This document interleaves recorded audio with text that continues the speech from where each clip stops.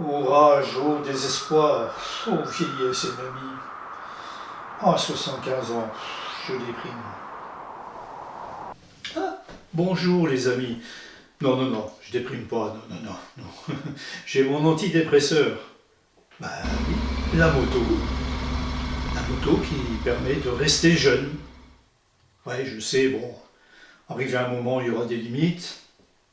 Mais pour l'instant, bon, bah, ça va. Et j'en profite.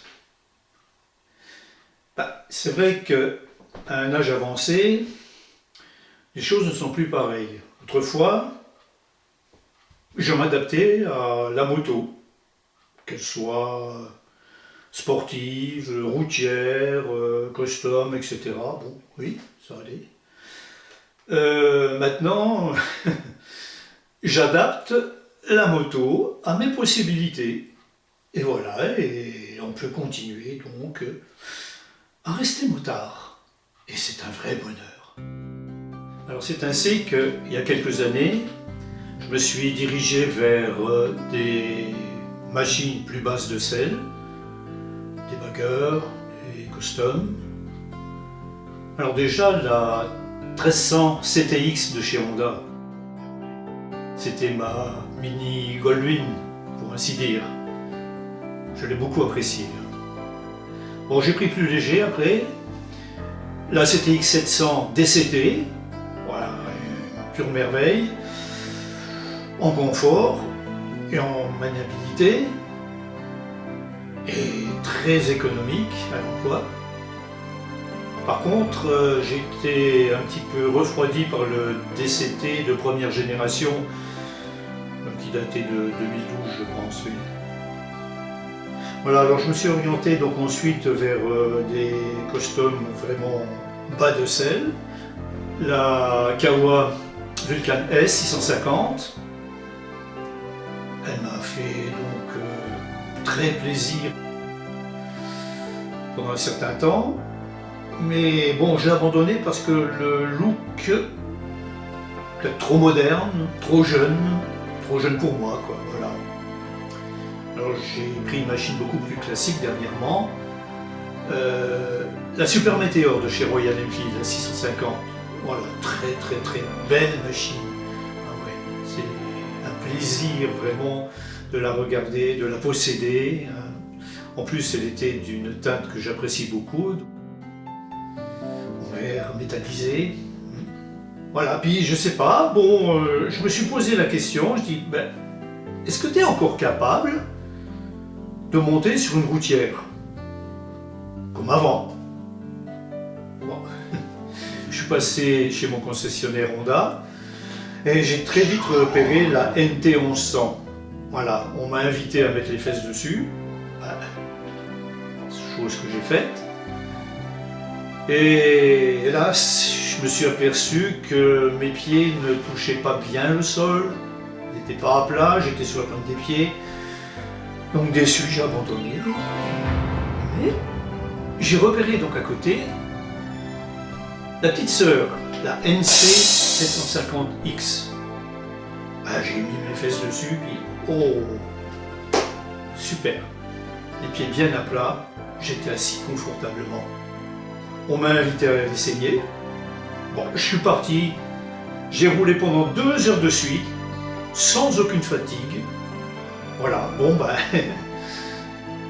je l'ai adopté, oui, et me voilà donc avec une NC 750X DCT.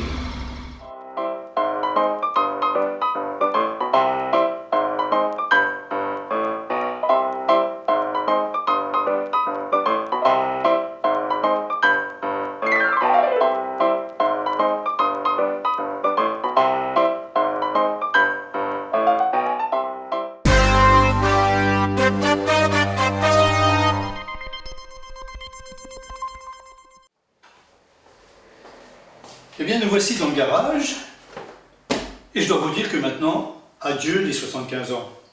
J'ai quasiment 20 ans maintenant. Ah oui, la moto est là. Bien, alors on avait parlé de routière. Alors, est-ce que cette moto a la vocation d'être routière? Vous allez me dire non, et moi je suis d'accord avec vous, donc Au départ, c'est un trail qui était donc fait pour aller aussi bien sur la route que dans les chemins. Mais il s'est avéré que sur les chemins, c'était pas tellement son job. Alors les ingénieurs, donc en 2021, ont décidé de la rabaisser pour qu'elle soit accessible à plus de public. Pour qu'elle soit routière, il faudrait tout d'abord qu'elle soit apte à transporter donc pas mal de choses. Et là, je crois qu'elle coche la case parfaitement. Tout simplement grâce à ce petit coffre de 23 litres qui est très pratique, mais on sait aussi qu'on va lui ajouter la bagagerie arrière, c'est-à-dire 2 valises latérales et le top case. Et croyez-moi, l'ensemble de ces 4 éléments, ça fait une sacrée capacité d'emport. Donc un point fort pour cette machine. Alors, petite démonstration. La valise latérale. 3 points d'ancrage. Voilà. C'est fait. Le top case. Que voilà.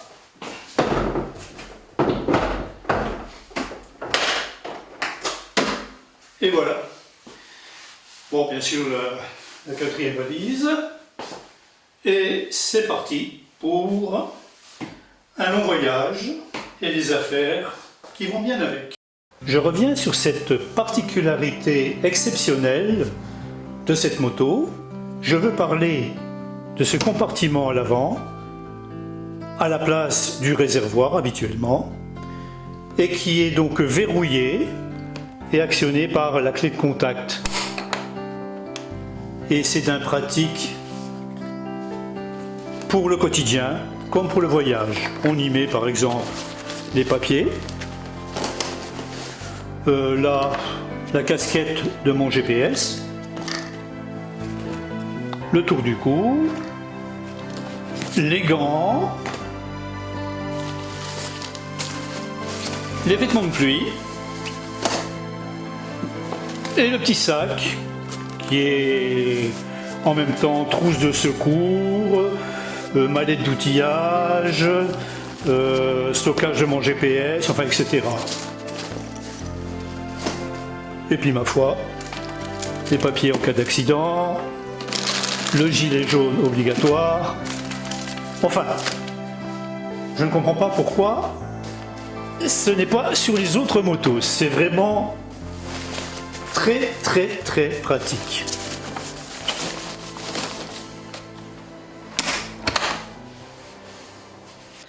Alors ce coffre à l'avant, d'une capacité de 23 litres, peut accueillir un casque.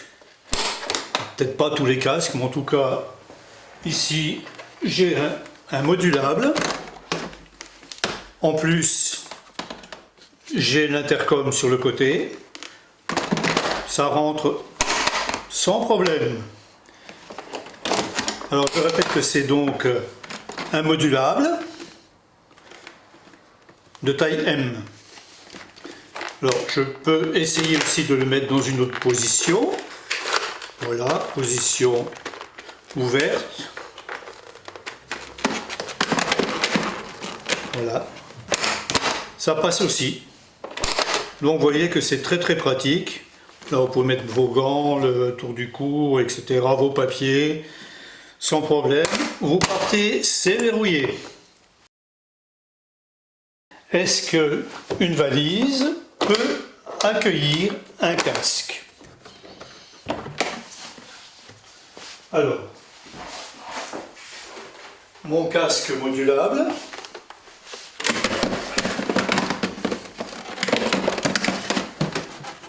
Ben non, il ne rentre pas.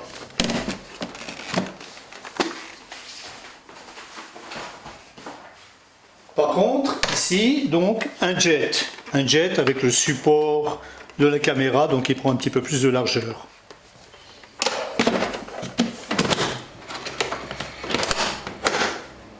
Ça marche. Vous voyez, un jet de taille M rentre sans problème.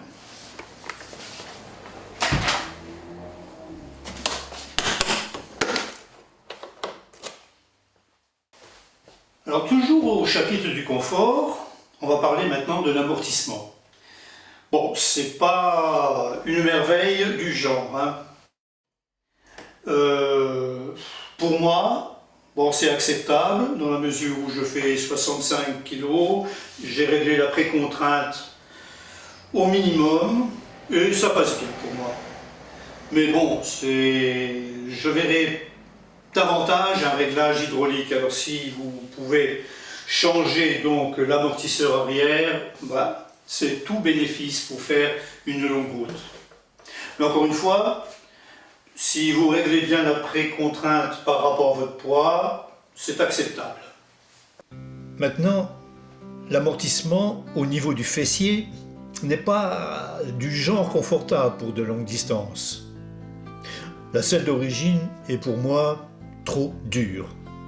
Et le remplacement par une selle confort assurera de meilleures conditions si vous faites de la route pendant quelques heures d'affilée. Moi, c'est ce que j'ai fait. Pour améliorer le confort, notamment concernant la position de conduite, relever le guidon est une très bonne idée. Et cela au moyen de pontées. Alors moi je les ai donc mis en place et le guidon est relevé donc ainsi de 25 mm. Alors 25 mm c'est le maximum qu'on peut espérer sur la tension des câbles. La position de conduite s'est nettement améliorée pour moi. Alors le confort passe aussi par la protection. Et oui, alors la protection c'est déjà donc être à l'abri du vent. Alors adieu le pare-brise d'origine Honda qui est trop bas, tout le monde le dit. Voilà, j'ai opté pour un autre pare-brise beaucoup plus haut. Mais comme j'aime bien d'être bien au calme, j'ai rajouté ici un déflecteur qui fait un excellent travail. Bon, il faut s'habituer donc, je dois le reconnaître, à regarder à travers un pare-brise supplémentaire. Mais bon, on s'y fait très vite et quand la tête est au calme, même sur autoroute, c'est le bonheur, je vous l'assure. Alors la protection, c'est aussi les mains. J'ai rajouté donc ici des protèges. Ça coûte pas très cher, c'est très facile à monter et accessible donc pour tout bricoleur. Voilà. Bon, j'ajoute à cela donc, les poignées chauffantes qui sont présentes sur cette moto. Et là, le confort au niveau de l'avant est très bien. Alors, on pourrait parler aussi de confort d'accessibilité. Pour moi, l'accessibilité, c'est d'avoir les pieds bien à plat. Je vais réaliser une prouesse, là je suis en pantoufle. Vous voyez, je suis bien à plat. Et ça fait partie du confort, bien sûr. Vous remarquerez aussi que la position de conduite n'est pas trop mal. Les genoux sont un petit peu donc repliés ici. Mais bon, j'ai la chance moi d'avoir mis des protections supplémentaires devant, ce qui me permet donc, quand je roule, certaines fois, de poser mes pieds ici. Et voilà, j'ai une position relaxe et on a vite fait de retrouver la position normale vers les freins. Voilà. C'est super. Enfin, moi j'apprécie. Franchement, quand on peut changer de position sur une moto, c'est agréable, surtout quand on roule pendant quelques heures. Voilà. Bon, alors, le confort aussi, c'est le confort de la main. Alors vous allez me dire, cette machine-là ne dispose pas de régulateur comme sur toutes les routières. Non, il n'y en a pas. Bon, Honda n'y a pas pensé ou ne veut pas le faire, pourtant ce serait très simple de le faire sur cette moto. Alors moi j'ai opté pour un compromis qui financièrement ne vaut pratiquement rien. Un petit accessoire qui se monte en 10 minutes, hein, et qui fait vraiment donc office de régulateur mécanique. Appelez ça un bloc-poignet, si comme vous voulez. Voilà. Alors, si j'actionne la poignée, si je la relâche, évidemment, on retombe au ralenti. Le petit accessoire ici me permet de bloquer ma poignée et je peux libérer quand je veux. Voilà. Alors vous allez me dire aussi, ouais, mais c'est dangereux. Mais non, la poignée n'est pas bloquée parce que dans la position freinée, je peux régler comme je veux ma vitesse. Voilà. Alors, c'est un accessoire qui ne coûte pas grand chose, je le répète, et qui procure un immense bonheur sur les longs trajets parce que vous pouvez donc coincer votre poignet et détendre votre main. Voilà. On roule avec un régulateur à bas prix que je peux débrayer à tout moment. Voilà, nous avons parlé donc de la protection haute. On va maintenant voir ce qui a été fait donc pour la protection basse. Alors tout d'abord, protection de la moto et du pilote aussi en cas de chute, avec ses barres de protection haute et ses barres de protection basse. Alors au niveau de la protection basse, ont été rajoutés ici des déflecteurs de pied, bon, qui vont donc chasser l'air vers l'extérieur et vous protéger de la pluie, ce qui est une bonne chose quand on fait de longs trajets. Et j'ai rajouté ici des barres de protection basse, achetées donc sur le commerce chinois, donc à bas prix bien sûr, mais en signalant donc que ces barres de protection pour la NC 750X ne sont adaptables que sur les modèles avant 2018.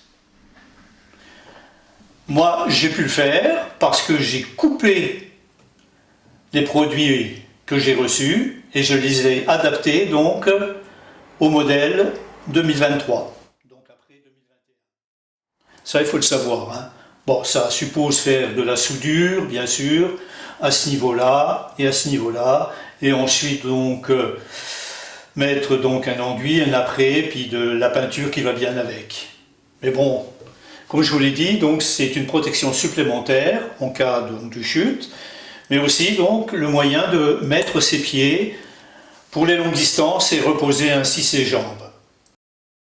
C'est aussi l'occasion d'ajouter facilement ici des feux additionnels LED pour être mieux vu notamment et éventuellement mieux voir la nuit si vous roulez la nuit.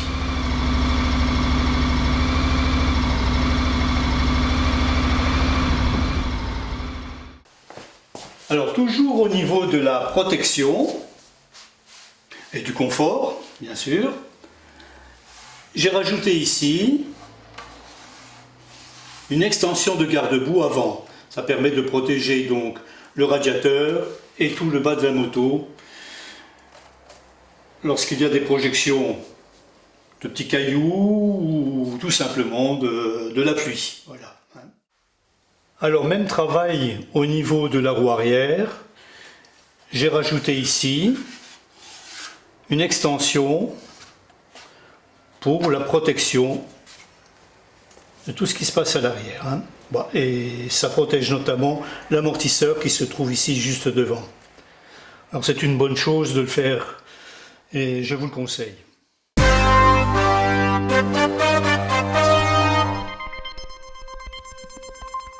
Finalement, je pense avoir fait de ce trail routier Honda une bonne petite routière. Elle est agréable, économique et me satisfait pleinement. Oui, vous allez me dire, une routière, ça doit avoir un cardan. Ben non, cette NC n'a pas de cardan. Mais en revanche, elle a donc une combinaison qui fait merveille, la combinaison entre chaîne et DCT. Des changements de vitesse efficaces, tout en douceur. Et ça me plaît beaucoup. Bien, allez, pour finir, une routière, c'est fait pour faire de la route, beaucoup de route. Alors justement, parlons autonomie. Bon, cette machine a un réservoir très petit, à 14 litres, hein, c'est vraiment peu. Mais en fait, elle a un appétit d'oiseau. La consommation moyenne pour moi tourne autour de 3,5 litres, ce qui permet donc une autonomie de près de, allez, disons, 350 km. Et ça fait de la route avant de refaire le plein. Et ça, c'est une bonne chose aussi. Bon, on est là depuis un certain temps à discuter des aménagements que j'ai fait sur cette moto, ok, c'est bien. Mais moi j'ai envie de sortir, hein, j'ai envie de rouler. Hein. Qu'est-ce que vous en pensez si on y allait? Moi je suis prêt, j'y vais. Allez, c'est parti!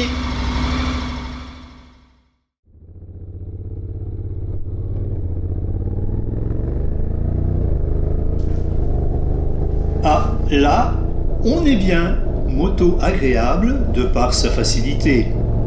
Oui, facile, car malgré ses 250 kg actuels, bah oui, avec tous ces équipements que je lui ai rajoutés, on ne sent absolument pas le poids, car le centre de gravité est placé vraiment bas sur cette Honda.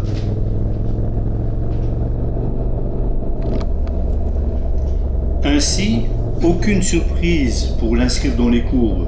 Tout se fait naturellement. On est serein.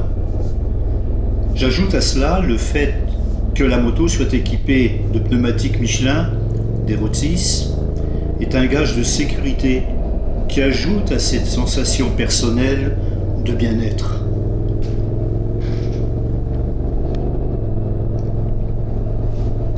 Et ce moteur alors? Un bon diesel, mais vif. Le couple est partout disponible et efficace dès les bas régimes. Et la machine vous tracte sans rechigner. Sans rechigner, même en mode standard, la boîte DCT fait bien son boulot pour utiliser le meilleur du couple sans pour cela faire hurler le moteur. Alors le mode sport, quant à lui, vous donnera certes un regain de sensation, si tel est votre désir bien sûr, mais dans cette efficacité, n'espérez pas des montées en régime dignes d'une sportive. Bah non, 7000 tours, c'est la limite de ce moteur. Mais honnêtement, pas besoin de plus. C'est un moteur façon longue course, vif, grâce à son très bon couple, partout présent. Personnellement, pour le voyage et la balade, le mode drive me satisfait pleinement. Bah oui, loin de moi maintenant à présent ma jeunesse fougueuse sur les motos.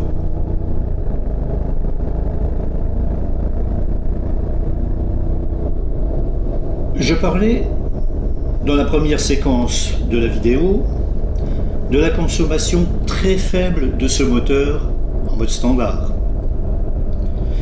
Là, comme je viens de faire le plein, je peux chiffrer de façon précise l'autonomie de cette NC750X dans mon utilisation personnelle. Le mode réserve a commencé à s'afficher au tableau de bord à 310 km.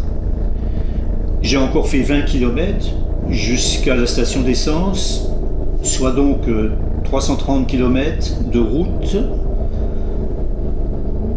Et en faisant le plein, j'ai constaté qu'il me restait encore en fait 3 litres dans le réservoir, ce qui fait une autonomie de près de 400 km avant la panne sèche. Et pas mal pour un petit réservoir de 14 litres. Pas mal aussi pour la planète, dans le contexte actuel.